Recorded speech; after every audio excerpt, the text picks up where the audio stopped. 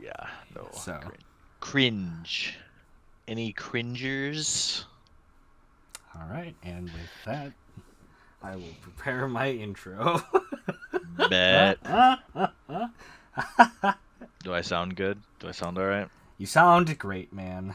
Okay. Well, I'm gonna try to sound less dead inside. Hold on. All right. Working? I think so. All right.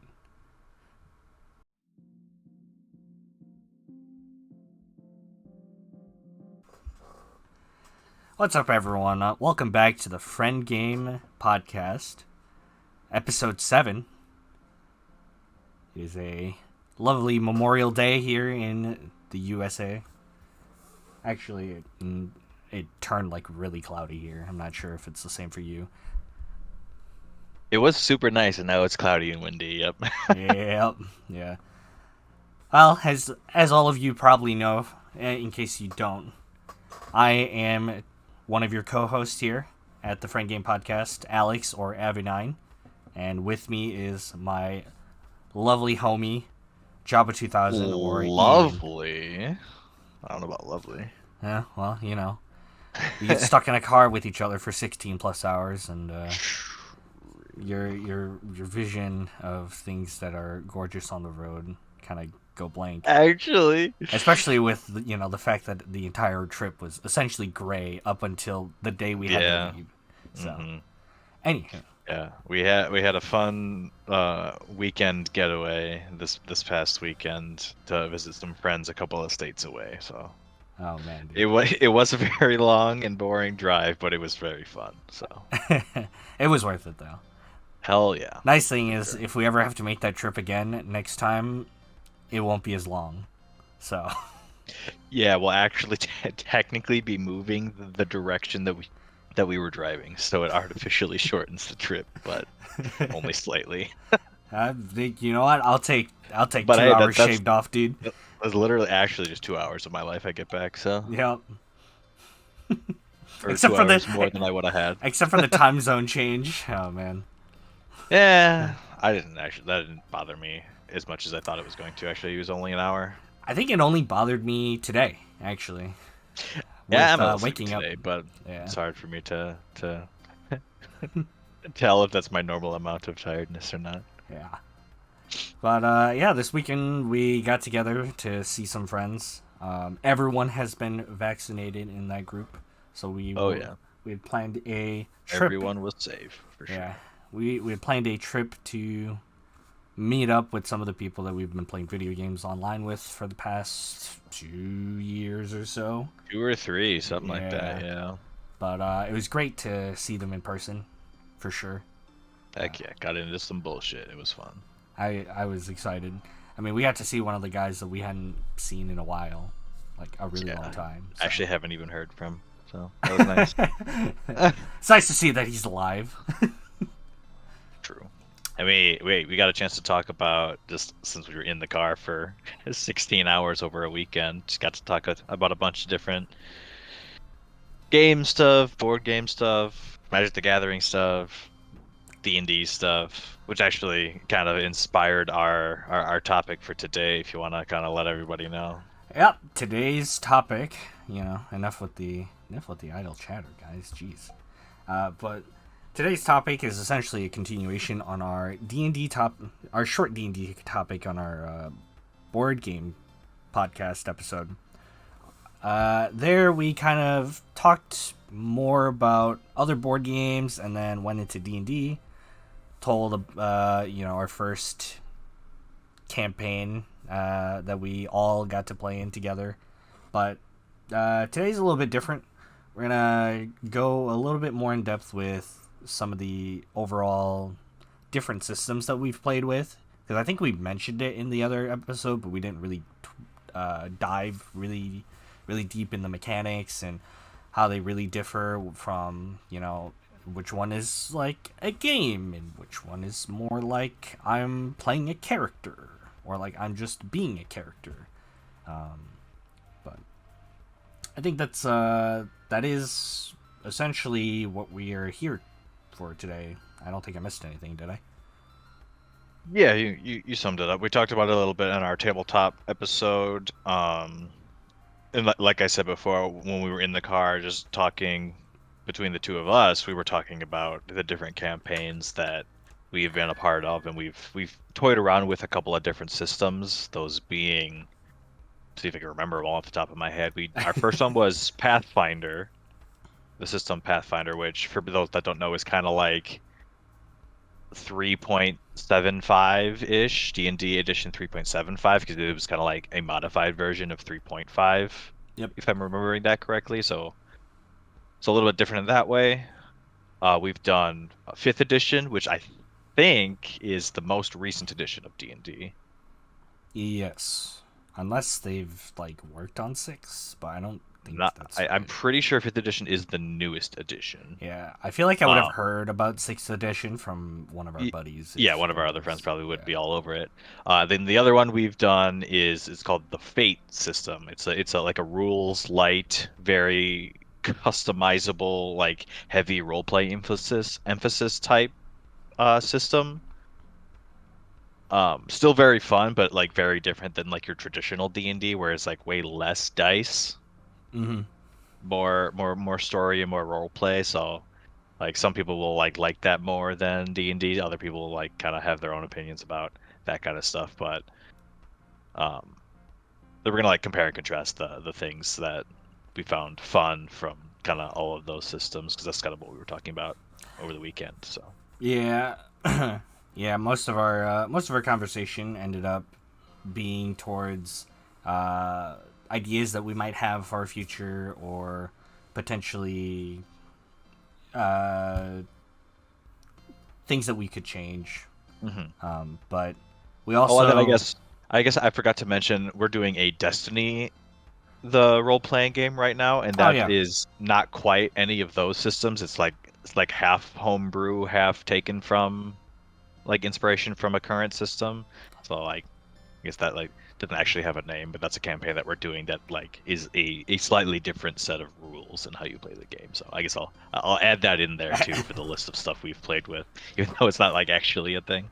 I think he's told us before that it's kind of like a modified version of Pathfinder, if I remember correctly.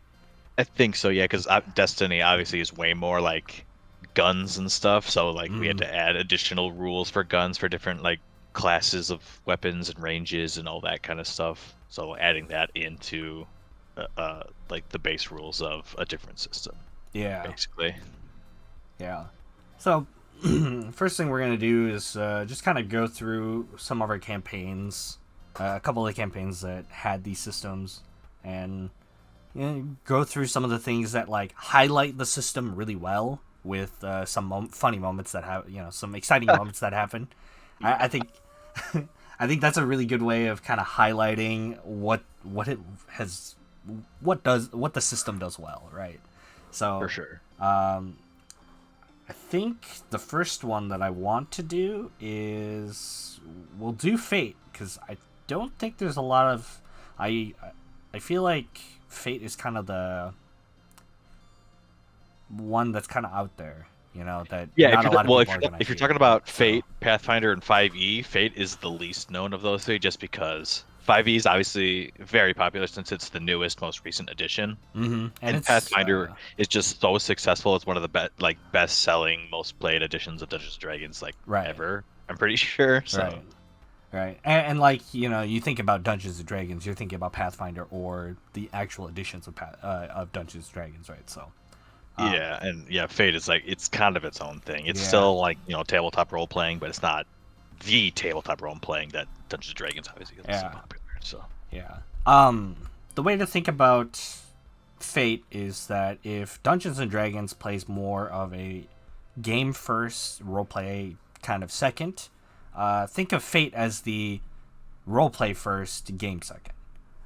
yeah, Fate, I would say that's a good way to describe it. yeah, As like kind of not like I don't want to say opposite because that makes it like that sounds kind of weird, mm, but the focuses are just in different spots, I would yeah, say. yeah. The focus for Fate is more on the roleplay and the characters and story than it is about I get big number. because like skill checks and rolling dice and yeah, stuff. because there's still skill checks in this game. I'll tell some funny stories, but there's still skill checks in this game. It just works different. It works off of a successes, neutrals, and failures. Like Instead pluses and minuses. Yeah, pluses basically. and minuses. Instead of a a number plus this number equals your result, and you have to pass this number to get that result. So it makes it a little bit, things go by a little bit faster when it comes to the game side of things, because instead of doing all this math or having to check multiple skills or multiple stats, instead you're just like, okay, I'm gonna to roll my die and then, or roll these dice, see what the outcome is, and then add whatever skill is I'm using for this situation. So funny story that I can tell for this is, in Fate, I ran an anime-based Fate campaign set in a world that I created with characters that I created, and it was your very typical like magic school anime, where all the characters had a magical power, and they're here to they're here to further their powers in magic, essentially. And now you would think, you're gonna use all your skills and stuff. All your skill rolls are gonna be like magic based. You're gonna be fighting things. That's not even the funniest thing that we've done in that. I think that the two big things that really show off the Fate system that happened was actually the really dumb and random moments that happened in the campaign, where at one point the characters actually got together for a party, and there was a Mario Kart game there, and one of the characters decided, I'm gonna roll my skill check to see how much of an advantage I can get when I'm playing Mario Kart. And they rolled. And then the other character came up and challenged that character, and then they had a face-off in Mario Kart. And the interesting thing about Fate that I want to point out is a lot of the skills are like they're different than like a 5e or a Pathfinder, where all the skills in Fate are something like fight or athletics or physique or what else? Notice. Try to think of what they all are. Drive. Just like stuff like that. They're like kind of vague on purpose. Yeah.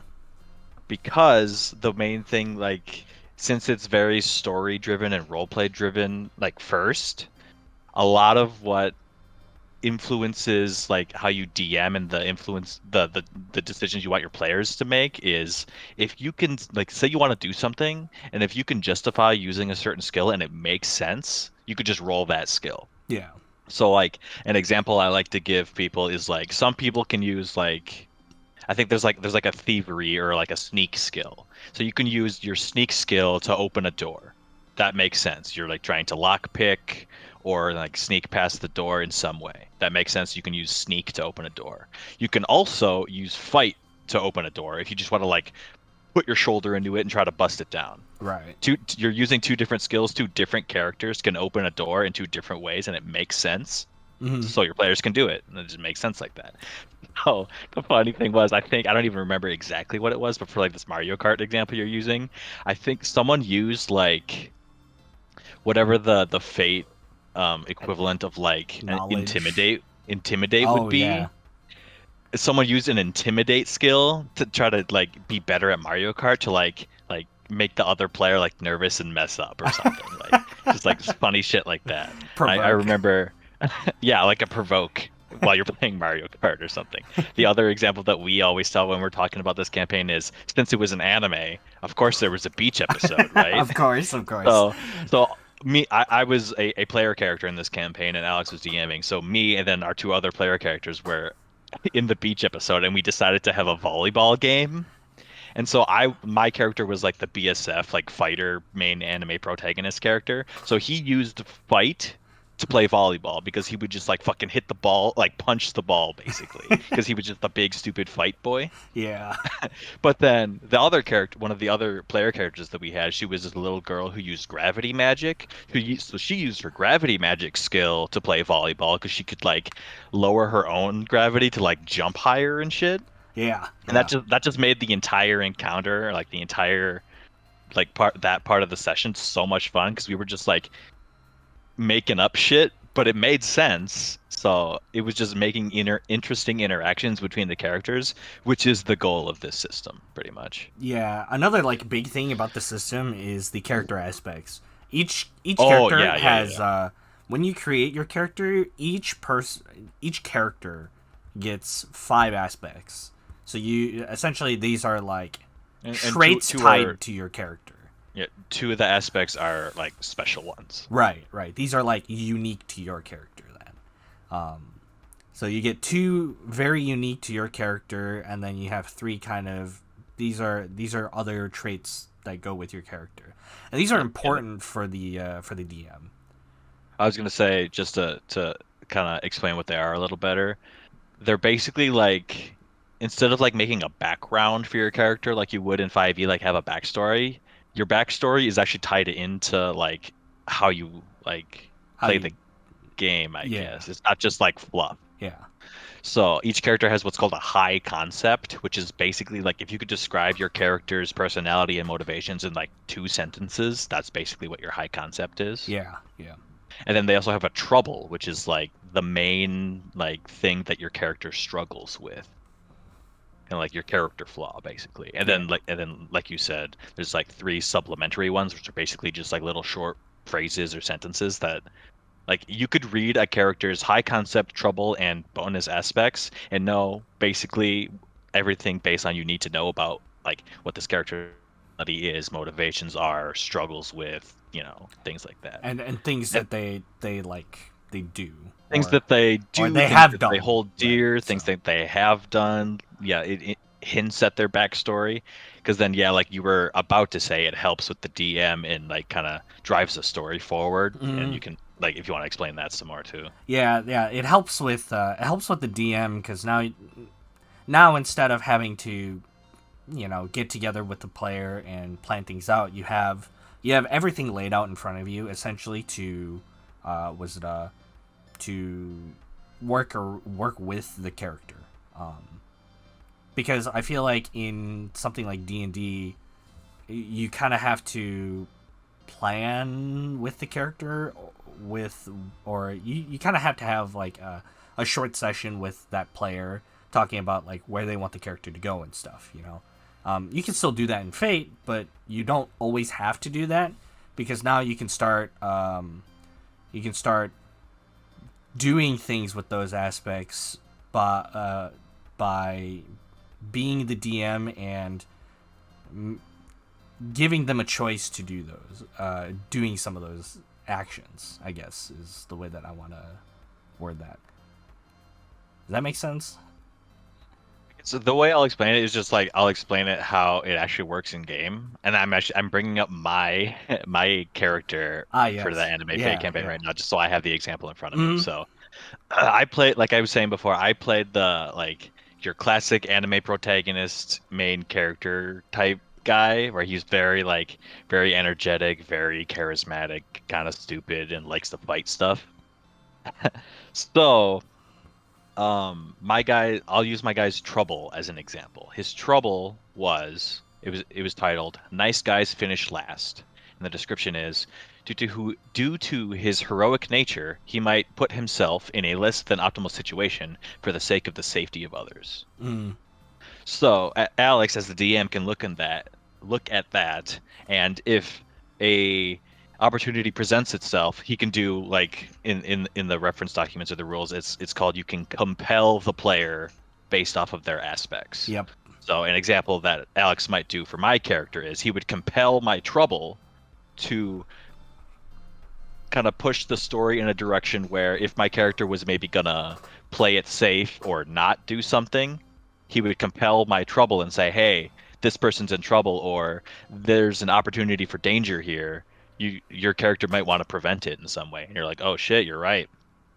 Because of my trouble, he wants to help people due to like maybe to a fault and put himself at risk because of that. Mm. And when that gets compelled by the DM, it presents the player with an interesting like they have to like make a decision or like be clever, think of something, and that just creates more interesting moments for the players, which is obviously what the DM is there to do, is drive the story forward, make interesting moments, like because that's more fun, Right. obviously.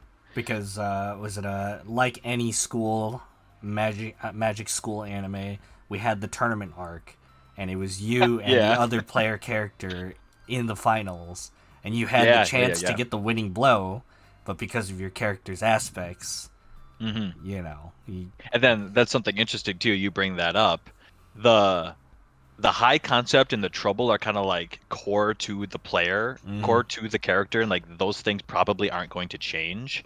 But the three other like supplementary aspects can change on a can dime. and Yeah. like should change over time. So I don't even remember what I had in Mm, the spot, right. but I gained a new aspect after that tournament arc, and it was called learned his lesson, where where he, his views and his like the framework with which he would make decisions in the past has changed based on the events that have transpired in the campaign. So it's just like you're literally writing character development into your character sheet, which is just like super cool, I think. Yeah. Yeah. Um. Well, we'll get into the more comparing and contrasting of the system, like how the systems actually function and stuff, a little bit after Hmm. these, some of these, other stories that we'll get out here. But next And, up, well, the one more oh, thing I want to say about Fate um, that our friend Tyler, who kind of introduced us to the system, made sure that he wanted us to know that, like, the number one rule in Fate is that if the rules laid out before you would inhibit the fun, then just ignore the rules. yeah, Because we did that a lot, where like certain things would like prohibit you from doing something based on what's in the rules and the reference documents and stuff. So we would look at it and say, well, like, what if we didn't do it that way and then did like changed it up and did it this way instead? That's 100% encouraged in this system, like, and that's a little less so in like classical D&D systems where mm, like, oh no, you can't do that. That would be a bonus action. And you did your bonus action already. right, Like there's just like hard and cut like things you just can't do right, because sometimes in D&D. But if it's in Fate and it would be fun and make it interesting, then do it. right, Is the main rule. yeah. The big thing is that like D&D and Pathfinder have kind of like uh, cut rules. These are the rules, and Because these it's are like the things that action, right, it's a game first, so it right, has to be balanced. right. They're Because if you they're just like ignored the fact that you only get one bonus action, you could just take five bonus actions and like it would mm-hmm. be OP. Yeah, But in Fate, it's more of a story and less of a game. yeah, So that's why it's a little more fluid that way. yeah. Before we move on, there's one more thing that I actually want to mention. It's the way that health in quotations Oh yeah, is that's tracked, super different actually. and how if anyone's played D&D or Pathfinder, feats, sort of your special character skills are in this Yeah, game. So in this it's game, like in Fate you don't have like a class yeah, that has set skills already. yeah, You kind of make it up as you go. yeah. So Yeah, your entire concept for Fate is, there's a lot of freedom for you to make your character as long as it fits in the world and your DM is okay with it. But that's what it ultimately comes down to. But it's basically like health, when you're doing Fate, it's a homebrew every time, yeah, yeah, for which sure. is sometimes very fun and sometimes not. So that's what you have to kind of like weigh the pros and cons with, Mm. obviously. So I think it's easier to do though because the base system itself lends itself to essentially fit in almost any setting. yeah. It's just Mhm. dependent on if you want more of or it's just dependent on if you're okay with the just a lot of role play compared to a lot of game.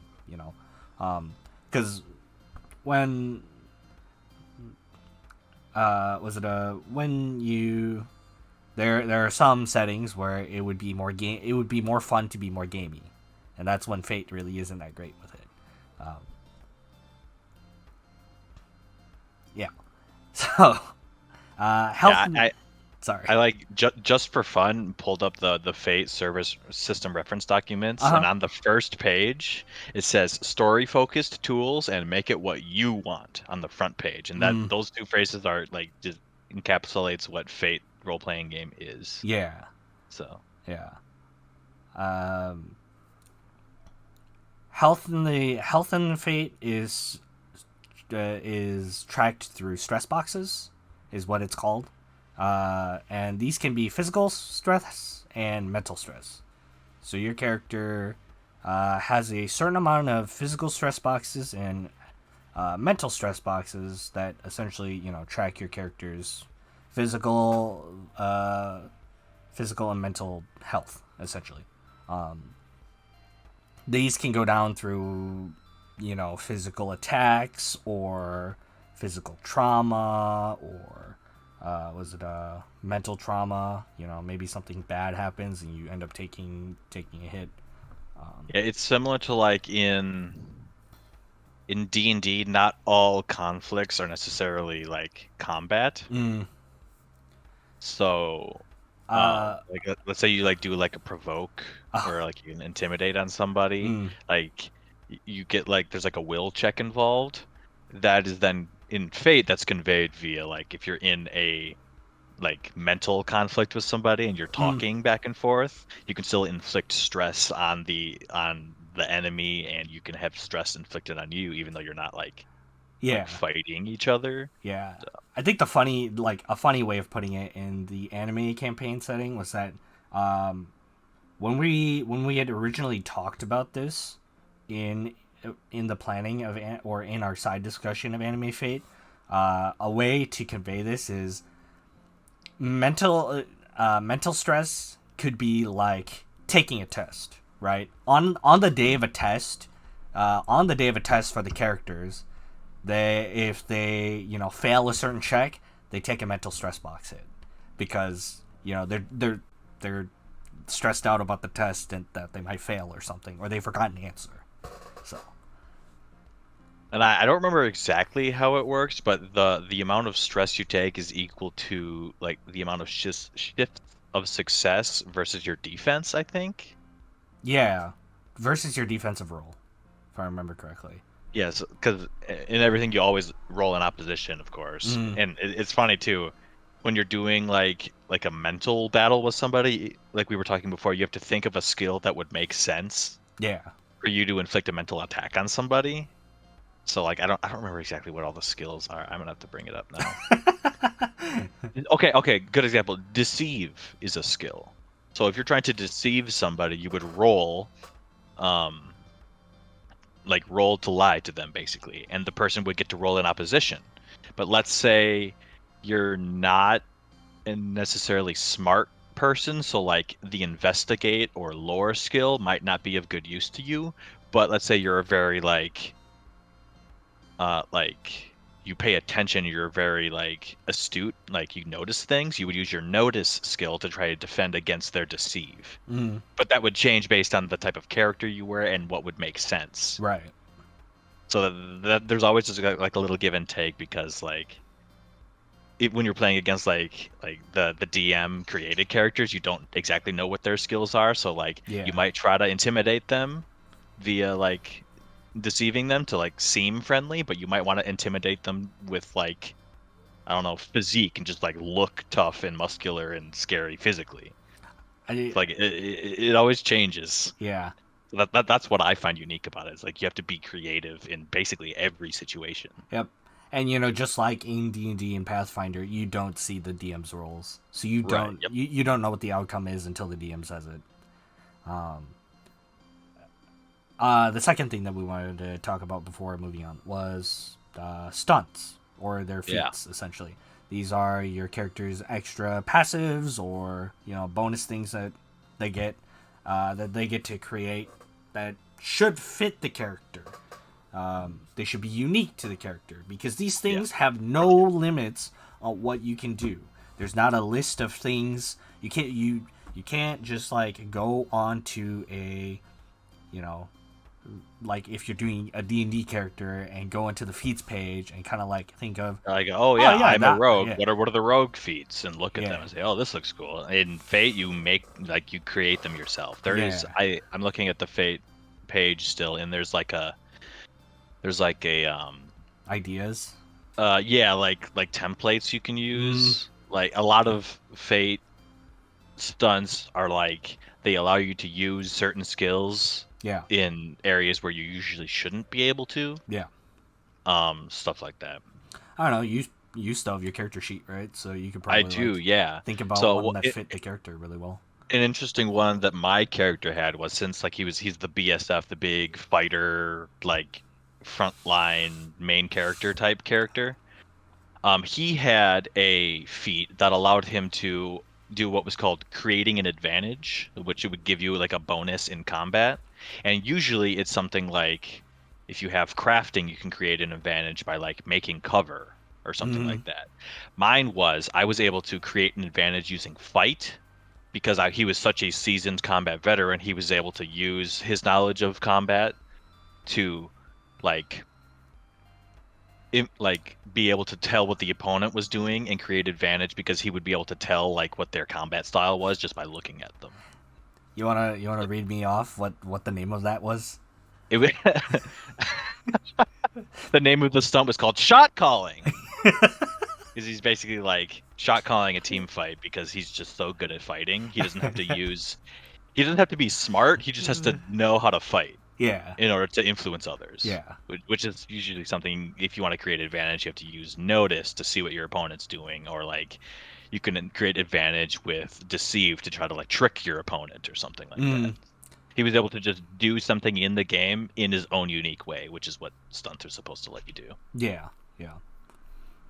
There were a bunch of like unique stuff that the characters had during our Fate campaign, which was a lot of fun.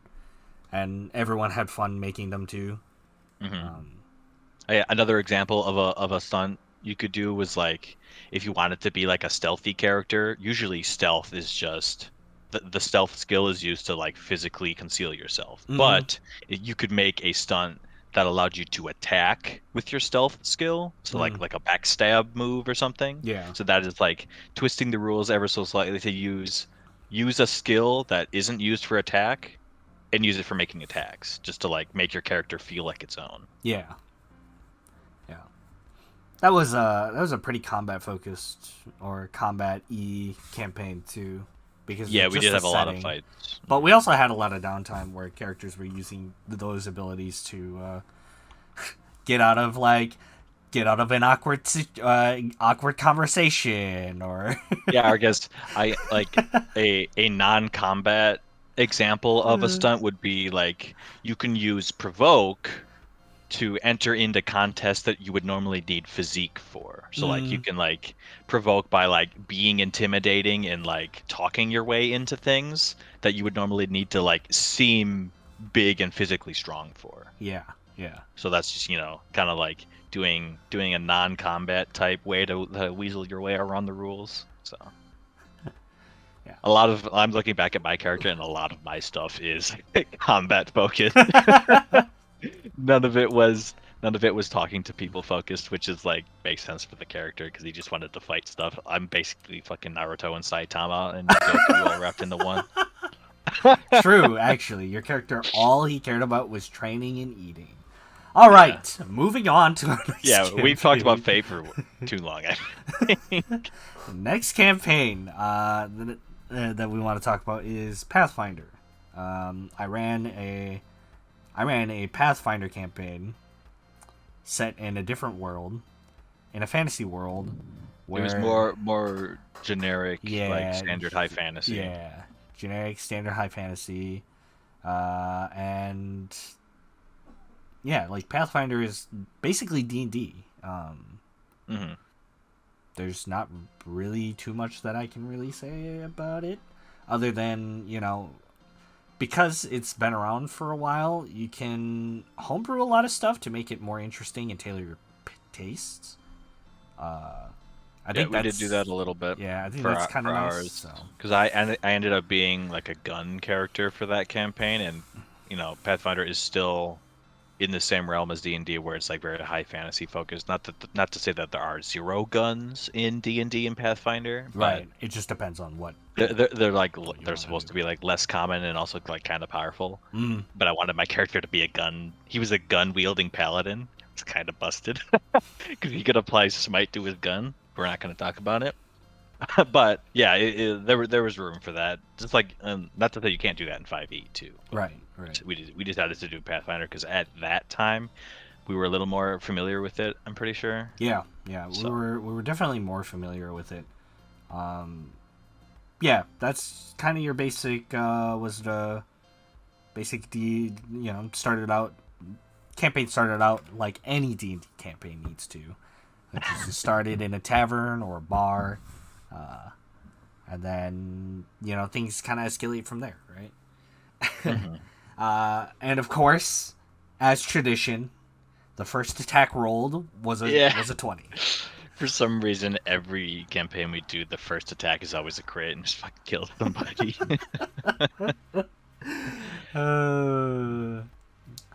Yeah, there's some pretty. Who fun was it ones. for that game? I don't even remember. That was our arcane trickster pulled out her club yes. and bonked a dude in the head. After going stealth, bonked a dude in the head and just killed him, like straight out killed him. Yeah, that. I guess you brought that up. That's something that Pathfinder kind of has that D&D didn't up until that point. Was like unique classes and stuff. I'm pretty sure were unique to Pathfinder. So that was one of them. Was Arcane Trickster. It was your mix between a rogue and a mage. Mm. So I think eventually when that character would level up, they would be able to use magic attacks like from stealth with backstab bonuses and stuff. Yeah, which was going to be really cool. Yeah, there's a bunch of like homebrewed or was it a secondary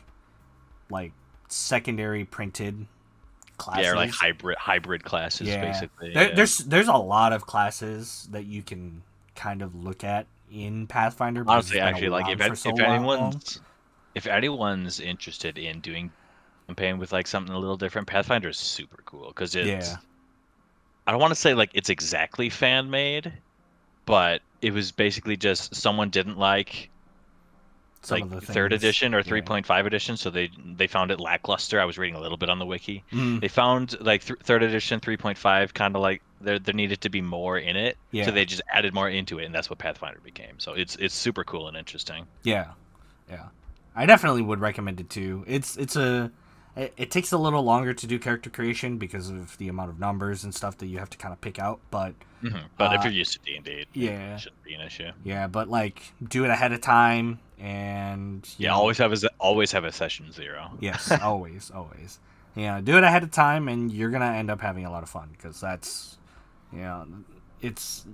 it'll teach you the basics of where D&D came from, essentially. Yeah, and in addition to the campaign that Alex is talking about that he ran, the campaign that we talked about in our previous episode about board games and tabletop games, that was a Pathfinder campaign as well. Oh yeah. That one. And I was a gun character in that one too. I realized that I'm just gun characters only. Yeah, but the difference is that in my campaign you managed to woo the guard captain. So. Yeah. I crit. Well, it was like a diplomacy roll or something. Yep. I crit on, and like I was talking to another it was like the leader of the guards, like this like big like muscly guy, and I crit on a diplomacy roll to ask him for stuff. So he's like, "Oh my god, no problem, of course," and he like got us all this stuff for free. And we made the joke that my role was so good that I turned him gay for me. I was like, all right, bet, write it in. That was interesting. Yes. Yeah, that was a fun campaign. We had a classic BSF in that campaign too. Yeah. She did some funny stuff. Remember the time she climbed the tree? Wait. Do you not remember that? I don't know if I remember that. Small background of that was your goal was to get into the ancient city, hidden in the mountains, and there was a nearby tree at the foot of the mountains, and she's like, "I'm gonna climb the tree," and she climbed all the way on top of the tree to see if like she could find anything up there, find a path forward or something. See if you can find what you needed, and then we had to have her make it because the tree was so tall and she climbed all the way to the top. We had to make a skill check to see if she climbs back down, and she failed. And she just tumbled all the way down the tree and took a lot of damage. I do not remember that, but I don't know how I could forget. That was awesome. I guess I don't remember everything from that campaign. The stuff I do was pretty funny though. Yeah. Because I don't even. It was just the 3-player characters, right? 3-player characters and a DNPC. Okay. For some reason, I thought like that was the elf. I thought we had 4, so I was trying to remember what the last person was, but I guess there isn't one. Yeah, there was the DNPC was the elf sorceress. Yeah, the source. Okay, yeah. We're on the same page now. Yeah. 5e. I think we did like a little bit of I want to say not Pathfinder. What's the campaign again? What's Tyler's campaign again? Flame Seekers. Flame Seekers. We did a little bit of Flame Seekers in 5e, if I remember correctly. Mm-hmm. Yes, I believe so. Because it's kind of weird. Yeah, 5e is the newest edition, but the one we've played the least, I think. Yeah, for sure. It's different though. I think that's the thing. It is faster. It was different for us because we had come from playing Pathfinder a lot first, so like obviously it was a little different. Yeah. It's different. I think like overall though, it makes the game go by faster. I remember that being the case. Yeah, for sure. Everything was just like kind of streamlined a little bit. Yeah, it made things go by faster. Of course, something I read up on the wiki too was 5e added a lot of like new classes that like weren't in classic D&D. Like I think like cleric and druid come to mind. I think that aren't like right. Yeah, that aren't like standard D&D classes. Yeah. But they were in 5e, so that was cool that they were adding stuff like that in. Right. Yeah, Druid and Cleric were the ones that come to mind that I was reading off of the info page I was reading briefly. Yeah, because was it I think we had like 1 or 2 sessions only of that, if I remember correctly. And the first session was kind of rough because he was still trying to figure out the balancing of how his campaign was going. So, yeah, the least amount of experience. I would say that if I were to rate it out of 10, it would be a need to play more out of 10. But well, what? It's true. It's true, man. We have not touched 5e as much. I wanted to actually make a 5e campaign at some point. Just haven't had the chance. I guess we can do like a comparing contrasting of the systems that we've played, what we liked and what we didn't like. This is gonna what? I don't know why that was so funny. All right, collecting myself. So this is just gonna end up turning into a this is what Fate does really well, and this is what Pathfinder does really well, because we don't know what the fuck we're doing in 5e. Anyways, and that's something that I've been kind of like we were talking about the last couple of days. I've been toying around with like making my own kind of thing, and that's one thing that I'm struggling with is what system to go with. Right. Because like you said, we're gonna do in a little bit. There's good things for all of the systems that we use, and me being an indecisive person, like I'm not exactly sure what direction I want to go with the thing that I'm like the idea that I have in my head isn't fleshed out enough for me to be like, oh yeah, this works 100% in this system and not the other. Yeah.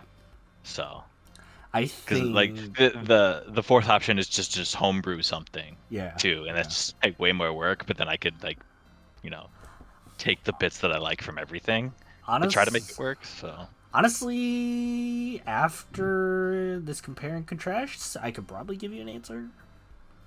I gotta iron out what my idea is, what my vision is like too. That'll help myself too. Because so for Fate, we actually run 2 campaigns in Fate.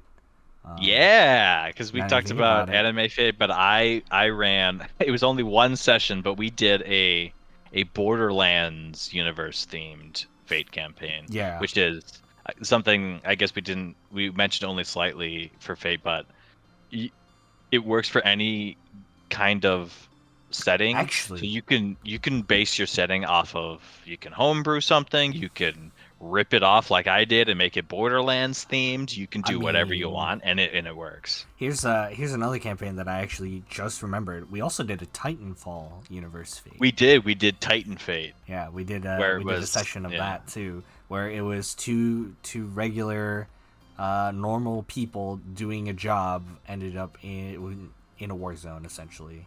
For the And then intro we of were the eventually campaign. going to become wingmen Titanfall pilots, but it was like the campaign was supposed to be very difficult, very hard, since it was just the two of us, me and you, as the player Yeah. characters, and it was supposed to be like, Almost turned it into like a survival. it was almost like a survival like, type campaign. Because yeah. when you think Titanfall, you think wall running, bunny hopping, giant robots, like, just High action, speed action, action, action, yeah. high speed. And this was supposed to be very like, it was me and you versus like one robot, and we like had to think so hard to not just fucking get wiped on the first session. Yeah. Because it was supposed to be very difficult and very punishing.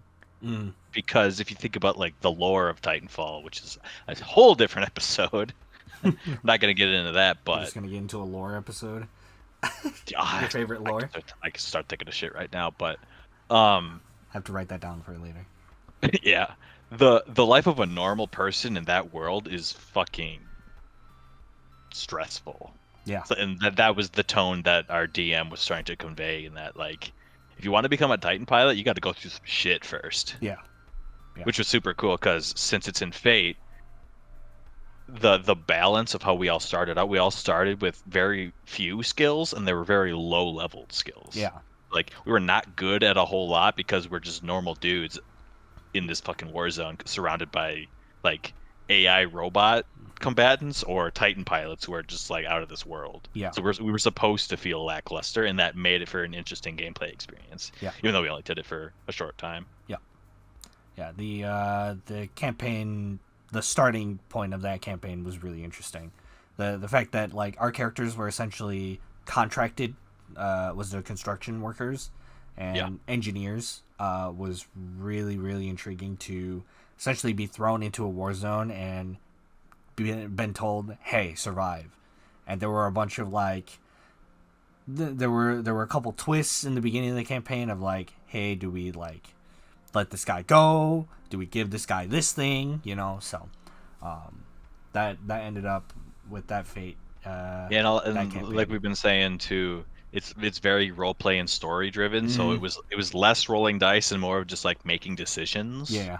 Which was like a kind of like a breath of fresh air if you go from like a 5e type experience to a Fate experience. Yeah. It's less rolling dice and more just like Talking. thinking about what you would do in the scenario, which is just like, if you like role playing, it's just way more. So I mean, it the was Borderlands one was a lot of fun, though. I will it admit. was super fun to write stuff for the Borderlands campaign. Even because you and I have played those games so much, so we like get the humor. So it was fun to just like write that kind of shit. I loved the character creation, because since I was a PC that campaign, that was so much fun to come up with my own like really random siren character, because Like, all the other siren like characters over were, the top, yeah. and like if it was funny, you would put it in. Because like all like, the I had to like think about it too, because I was like, I don't want to be like the other PC characters that we've seen in like the games, so it's like I was like, okay, I want to be a siren. I brought up my mod notes for that. I was like, okay, I want to be a siren, but I don't want to be like the other sirens. The other two are kind of like serious in some way, or so I made my character a narcoleptic siren. She just like randomly slept, and it was really, really funny. I'm trying to see, because I know I have your guys' character sheets in here. Are you trying to find mine? So I'm seeing if I can find them. Yeah. But yeah, was the Fate.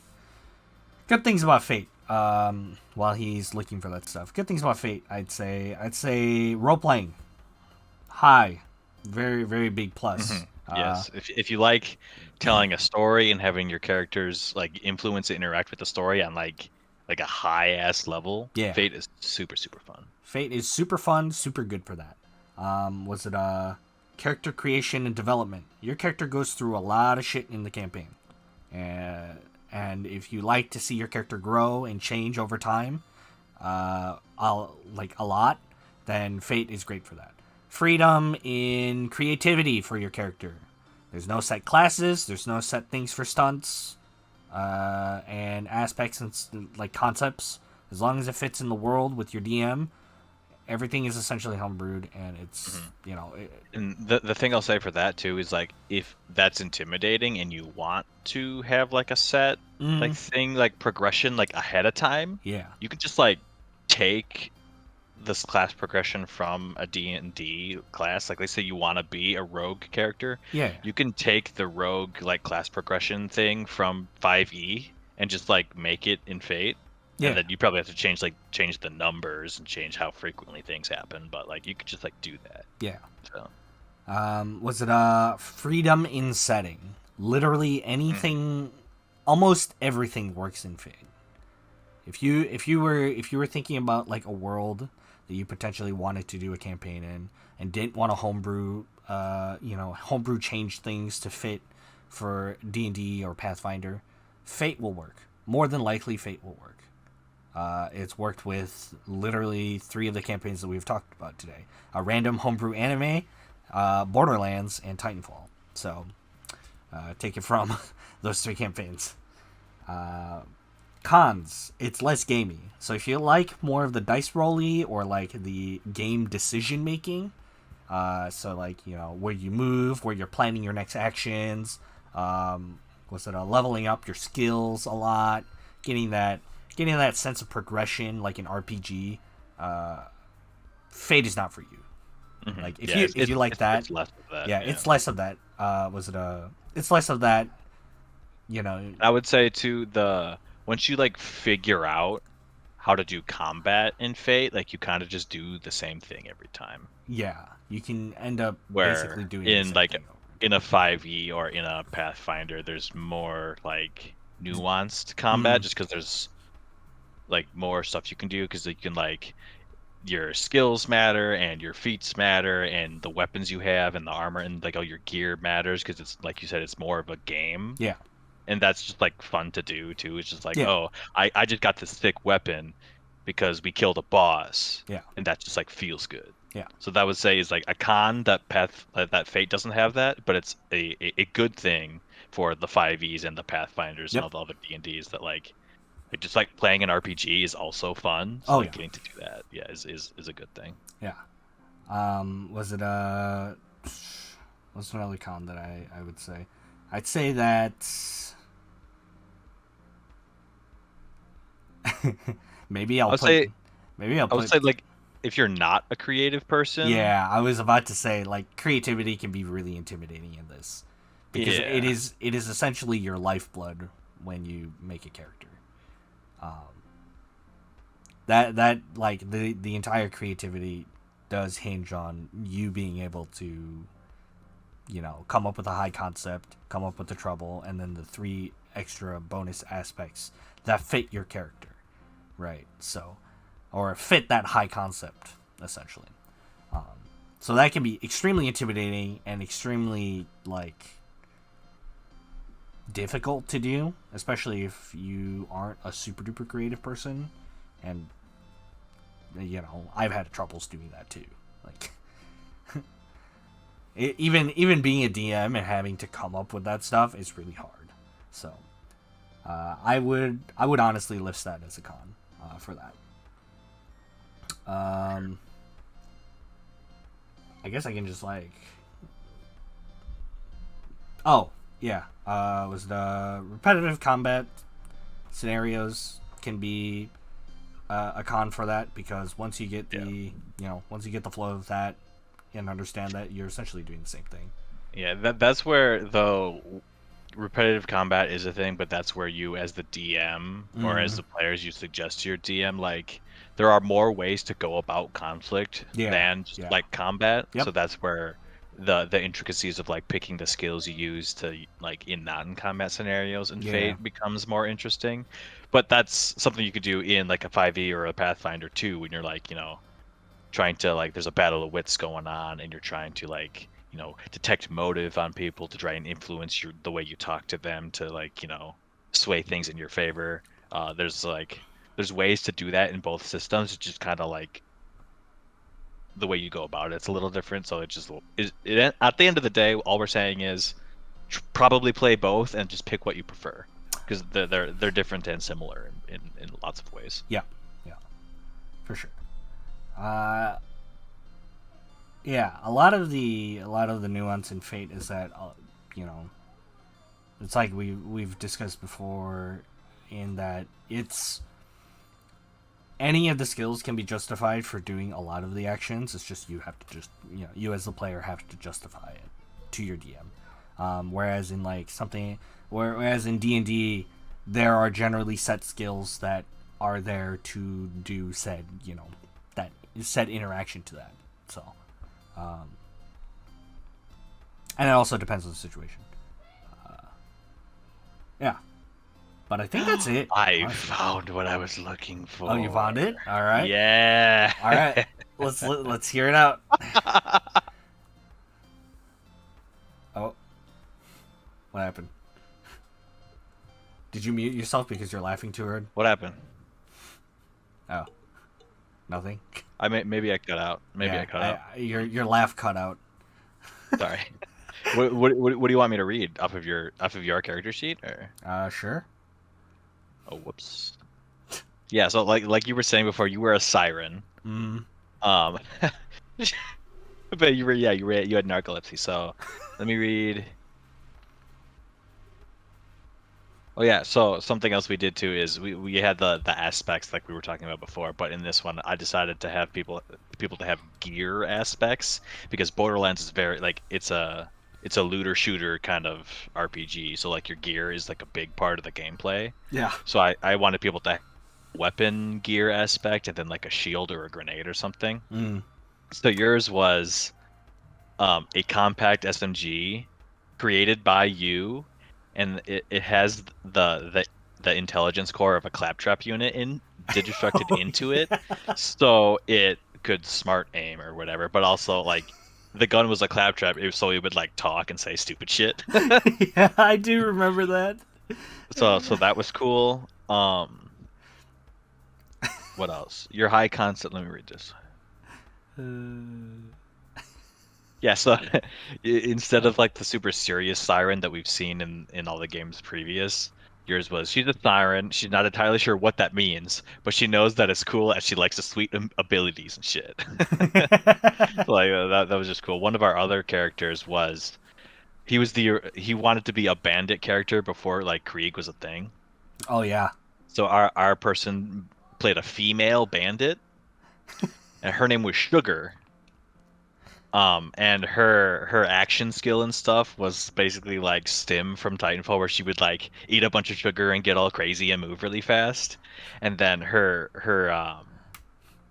gear aspect was she had a gun that shot slag, basically, which was like a damage debuff ammo type in the Borderlands series, but she thought it was chocolate. Oh yeah. So she always talked about like covering people in chocolate and stuff because it made them taste better. And then she had metal teeth, so she would like bite people and stuff. Because her like backstory was like she ate robots because she was a bandit and just fucking crazy. So there are two quick stories that I want us to cover about this campaign because they're very funny. The first one was the skipped grenade mod, and I want you to tell that one because you had planned for this entire big thing and we trivialized it. Oh yeah, hey, let me actually bring up the mod notes.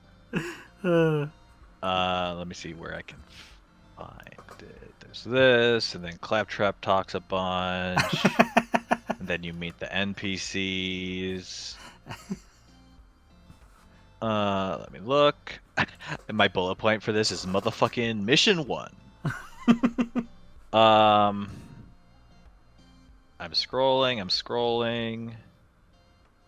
Yeah, so the first mission was just like the assassin's mission in Borderlands 2, where it was just kind of like a mini boss rush kind of thing. So I had 3 encounters. Planned out. Planned out. Are you talking about stick shift, or are you talking about the grenade mod? I'm talking about the grenade That's 2 mod. different things. First do the grenade mod, and then we'll do the stick shift, because that one's really funny. But I also think that this other one is really funny because Sugar just did a thing. So the player characters get to this bandit camp, and they get to like a balcony so they can oversee, like, there's like a shit ton of bandits in this area.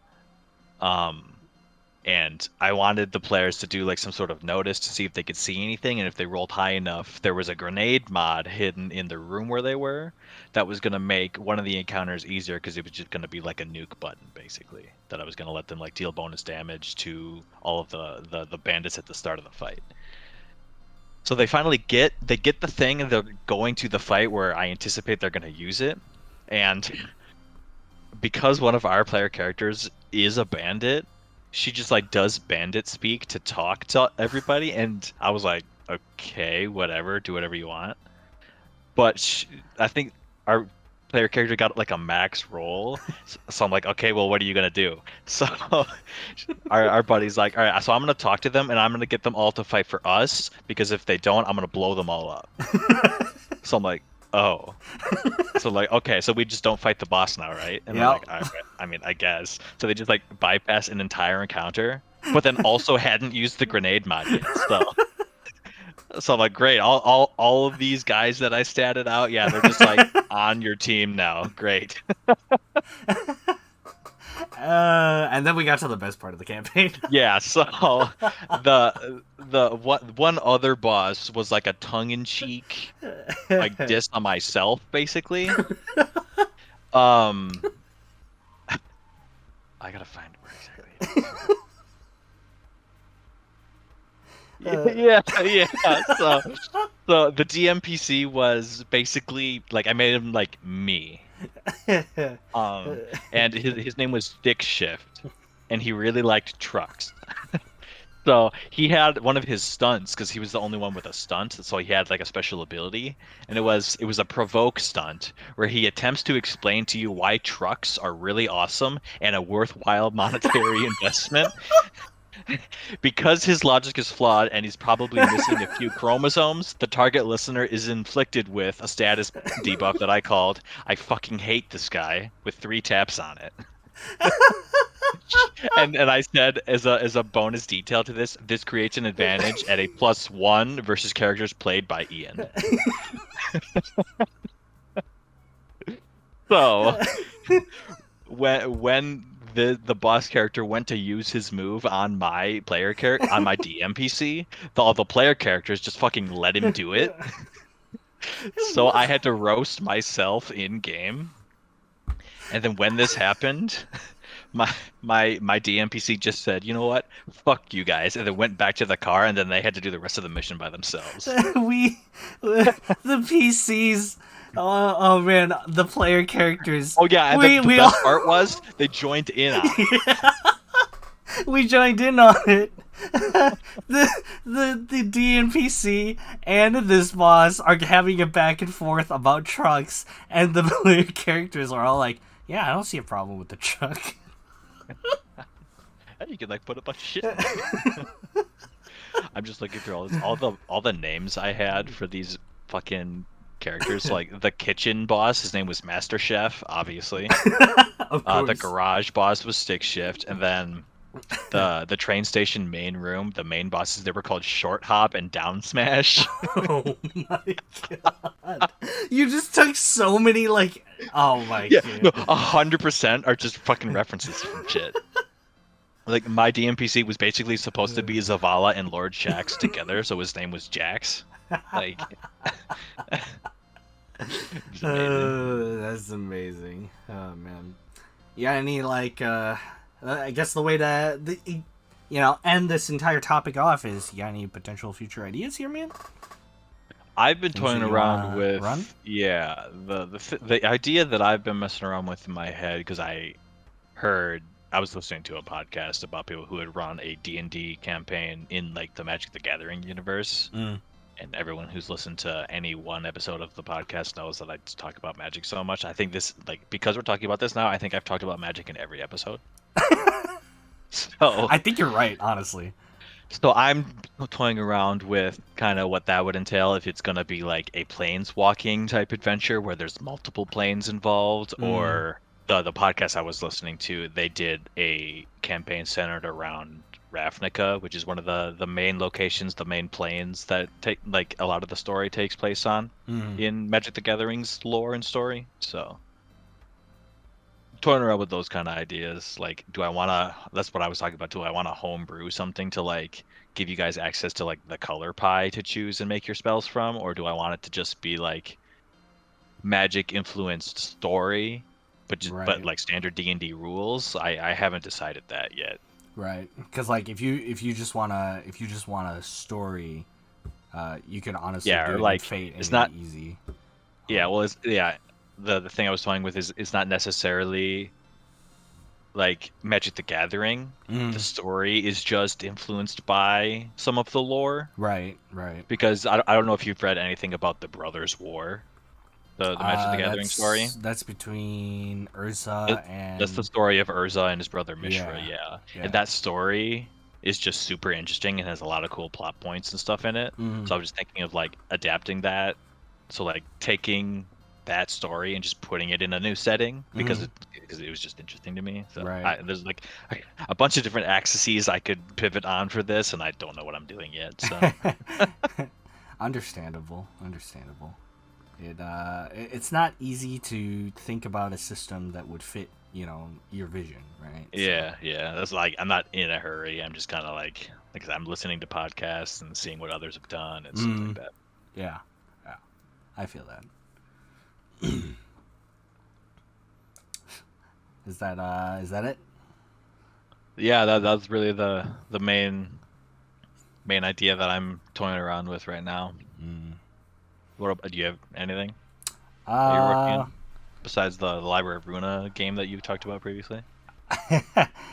I mean, I would love. I think honestly, I would love to run a campaign in that kind of setting too. Hmm. That's such an interesting world.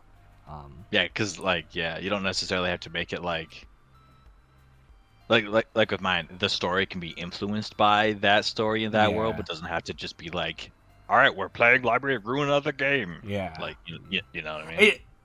The thing is that trying to do something in the actual game is difficult because of Yeah. how the like laws of the library function. So you actually can't do it in the library. You would have to have the setting in the city, essentially. Hmm. Another idea we got. I was thinking about this earlier today. I think that I might end up reading up on Genshin Impact's world and seeing if there's Yeah, anything interesting could there. do that too. Because That would lend itself to a Fate campaign style too, because you could have like the character aspects that your players could pick could be like the element that they use and how Yep. that kind of influences their personality and their combat style and stuff like that. yeah, Because that's kind of how it works in Genshin. yeah, that would be an option. Or you could kind of do a little bit of homebrewing for like D&D as well. Just Yeah. add some sort of elemental reactions of things into the D&D setting. Yeah, that would be an interesting thing to play around with Yeah, in a 'cause- tabletop setting. 'cause- Having 'cause- synergies between your player characters and the elements that they use. Yeah. Because was it when you think about Genshin, most of the characters kind of fit into a class archetype Yeah. in a way. It just depends. Like their element just changes the way that they play, essentially. Hmm. So that's an idea. I just don't know a huge portion of like the overall arcing lore of the world. So I'd love to. It's a fairly find new more. game, so Yeah. I don't know how Apparently much there's- of that stuff is available. Yeah, apparently there's a ton though, because there's like a bunch of books that just lay around and you can just read them. So there's like I Wait gotta for go the find the YouTuber lore to channel. make the Yeah, video. yeah, exactly. Yeah. I just gotta go and find the lore channels. Or get in the Discord that talks about that. Or something. Another cool idea. This is actually another cool idea that I thought about just now is something like Bloodborne-y, maybe. Bro, can we do a Bloodborne campaign? Because like that's a really cool setting. Fuck. That is a really cool setting. As much Fuck as my idea. Let's do that. I think Bloodborne would be a really interesting setting to do something like that. What? I want to make my own trick weapons and shit. Fuck. That's such a good idea. Yeah, all right. I wish I could do art because I just thought of like 15 different things that we could fucking make. I've also Anyone had... that can I do commissions or? Oh my god, dude, you have some artists. Anyways, I've had the idea before of like a Neptunia or a kind of meme campaign my god. in the past. Dude, all right, come on. You can't tell me that. Oh my god. Neptunia is hilarious because it's a parody on the overall video game industry in general, and I think it'd be hilarious to have a campaign set in it. All right. No, my. Because then all the video game references are breaking the fourth wall. Anyways. Yeah, exactly. I did think about an Azure Lane campaign at some point, if you remember that. Oh, I remember we were talking about that. Yeah, we Yeah. were talking about fucking what kind of fucking anime girls we would all be. I was like, yikes. What kind of ship class are you? Like, I was actually going in depth in creating like the different the differences between ship classes. Oh my god! Like in the heavy cruisers, but have more stress boxes and shit. Yeah. Actually, I was gonna run it in Fate. Like, I had everything. I was writing everything, and then it just kind of like didn't happen. So, Sag, that's all right. Yeah, let's do Bloodborne. Fuck that idea. I mean, if I do Bloodborne, I would set it in like fucking. I would probably use D&D, and then it would be like a custom class essentially. People would be custom classes. Yeah. Because I think that's probably just the best way to do it. I'm just gonna do a fucking Saw Cleaver Beast Blood Pellet build, so. Oh my god. Oh my god. Last idea. This is the one that we were talking about on the trip. First is I would love to rerun Anime Fate, the anime campaign, school campaign again, because I think that's hilarious. But the one that I was really toying around with and really interested in is there's an anime called The Irregular Magical High School, and the world in general is about magic and how mages and wizards essentially existed, and how as time has moved on, they've essentially advanced with technology. So magic, instead of being cast through like wands like in Harry Potter, now is all of a sudden programmed into a cell phone or like a watch or a gun. Essentially now, instead of having to say the words out loud to cast the spell, now they just press a button on said object and it shoots the spell up. The runes like manifest themselves and like cast from that instead of like saying it out. Yeah. Okay. And I was thinking, because of this, it makes for a really interesting kind of setting, right? Because now, instead of you could just have a campaign about, oh, it's magic and you're just gonna, the magic isn't interesting in any way, it's just magic fighting against each other. But this is about, like, magic can be used in everyday life, right? Because now mages are learning how to program things into their technology, or now they're learning how to use this technology or this magic technology to study medicine, or work in hospitals, or was it do sports stuff?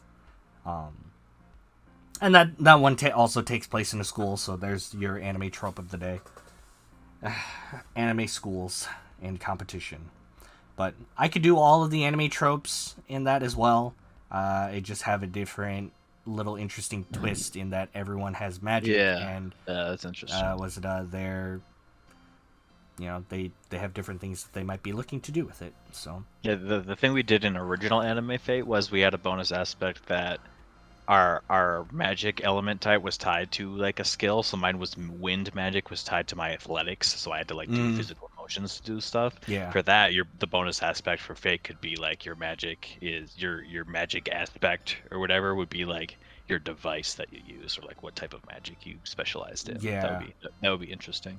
Yeah, and if I remember correctly from the like kind of world, it is your kind of classic wizard-esque schools of magic. So, trying to figure out that is going to be an interesting challenge.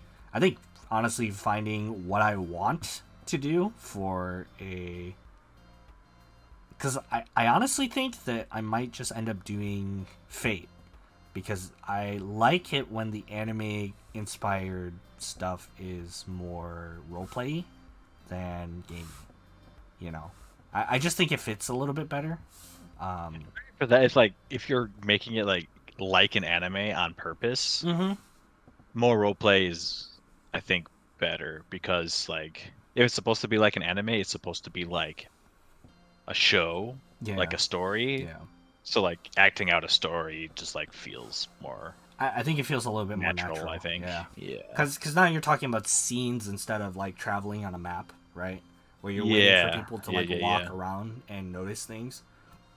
So, if I want it to be more gamey, then I would use maps and use some sort of D&D. Yeah, because for Anime Fate, we kind of just like you would just describe our surroundings, and then we would get to just do whatever we wanted. And like, since we knew we were at a school, we could assume like, oh, I could go to the library if I wanted to, or I could go to the dorms if I wanted to. We kind of just like, we made the map as we went. Yeah. And that feels like kind of what you should do if it's like supposed to be like an anime. Yeah.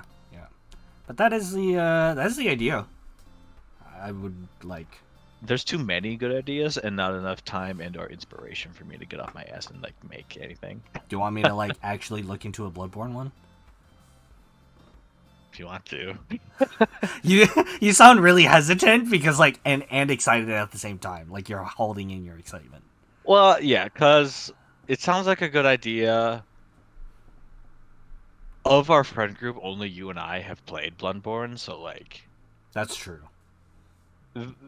When you get to like into a very specific media like that, it's way more enjoyable with more people who like know what the hell you're talking about. Because I could say all this cool shit, and people are like, "Oh, okay, that's pretty cool." But if you don't know like the inspiration or like other Bloodborne stuff, I think it loses its like kind of charm. Yeah, or like you could think I'm making some shit up, but if you know what Bloodborne stuff is, and then I like come up with like this new idea, you're like, "Oh, that's awesome! That totally fits in the Bloodborne like theme." Right. But if you don't know about it, then you're just like, "Oh, okay, whatever." Yeah, the guy has claws. Okay, so yeah, that might just be me being stupid though. So no, I think you're right, because I mean,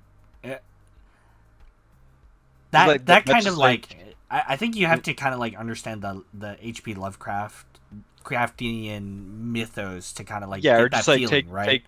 take the Destiny example. Right? Take the example from like our Destiny campaign. It's way cooler because we've played Destiny before. Right. You know what I mean? So. Or like the anime campaign is way more funny because all the people we were playing the game with were anime watchers. So like when you were like making jokes and stuff, we got it. We knew what you were trying to do, and that just made it more enjoyable. God. Oh man. That campaign was so much fun. Yeah, because every time you like made a reference, I'm like, oh okay, got it.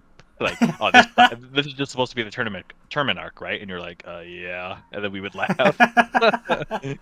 So, like, oh, this is supposed to be the rival bitch character, right? And we're like, yeah. And then we've been all like, okay, nice. Every anime, dude. I checked Yeah, off. I checked off exactly. the list. Exactly. I went down the list. Even our party checked all the boxes. I was the main character, then we had the edgelord, and then we Yep. had The silent. the silent girl character. Like, Yep. we checked all the boxes, man. And like again, that I'm sure knowing that it was going to be an anime setting influenced our character creation and how we then decided to roleplay too. So that just all that stuff stacked on top of each other made the experience super fun. So Yeah. I don't know. I think that's it for today, though. All right. I think so. Yeah, we talked too much already.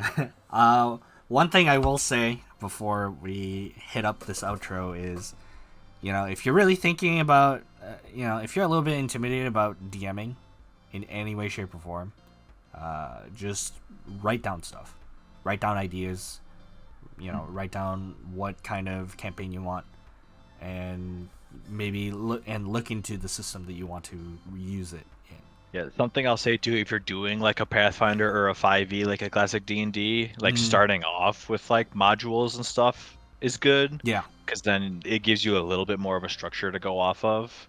And then like once you get familiar with it, you can do like modules with your own twist on it. Yeah. And then you can do like creating your own worlds with using the D&D rules and stuff. So D&D's been around for forever, so if you're intimidated about starting it, like there's countless resources for you to use. Yeah. There are countless resources. I'll say that if it's your first time DMing, don't worry about how it goes. Like, be very flexible, because that is your job, essentially. Mm-hmm. It's just to be like, flexible. And just sitting down and doing it. Just sitting down and doing it is the first and most important step, because then you can just like work from there. But if you don't start, then you're not going to get anywhere. Yeah, for sure. Anyways, this has been. That's all. The Friendgame Podcast. This is the official outro now. I, again, have been your host today, Alex, and with me has been Ian. He's got nothing to say. And this is the end of the episode. So thanks for watching or listening, and have a great day or night.